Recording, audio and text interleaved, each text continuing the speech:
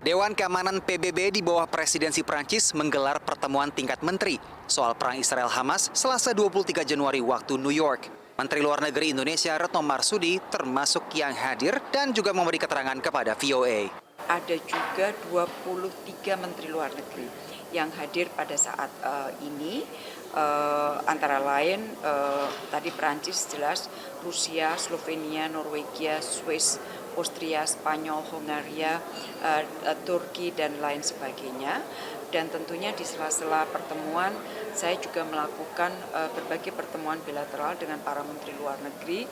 Menlu juga menyoroti penolakan belakangan dari pihak Israel soal solusi dua negara. Beberapa kali Dewan Keamanan PBB mengeluarkan resolusi yang menyebut mengenai masalah two-state solution, dan kita juga lihat begitu statement itu ada, saya kira hampir semua negara di dunia itu menyampaikan dukungannya terhadap two-state solution, termasuk yang baru-baru ini dilakukan oleh Amerika Serikat. Isu pemerintahan di Gaza selepas perang dan solusi dua negara membuat Israel berseberangan dengan Amerika Serikat yang di bawah Joe Biden juga menginginkan solusi dua negara. Saat menghadiri KTT negara-negara non-blok di Uganda, Sekjen PBB Antonio Guterres menyoroti banyaknya jumlah korban sipil yang berjatuhan akibat perang Israel dan Hamas. Menurut Sekjen PBB, penolakan terhadap solusi dua negara tidak bisa diterima karena hal ini berarti semakin memperpanjang konflik yang mengancam keamanan internasional. Sebagian tokoh di Amerika Serikat kini juga menyaksikan solusi dua negara. Regardless of how popular it is, the reality on the ground is the two-state solution is dead.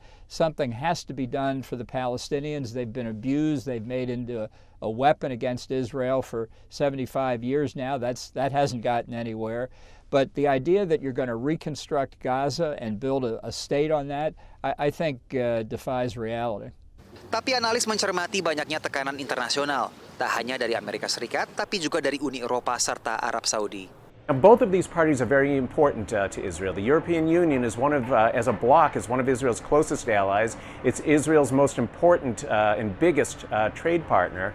Saudi Arabia, meanwhile, has been offering the possibility of full normalization with Israel. That's something that has been high on Prime Minister Benjamin Netanyahu's wish list for several years now. The Saudis say there will be no normalization. They also say they will not contribute to the reconstruction of Gaza after the war unless Israel agrees to this concept, this pathway toward a two-state solution. Pengamat mencermati isu solusi dua negara bisa kembali memecah pemerintah koalisi Netanyahu, terutama anggota kabinetnya dari sayap ekstrim kanan yang sama sekali menolak Palestina merdeka. Dari markas PBB di New York, Randy Wicaksana dan tim VOA.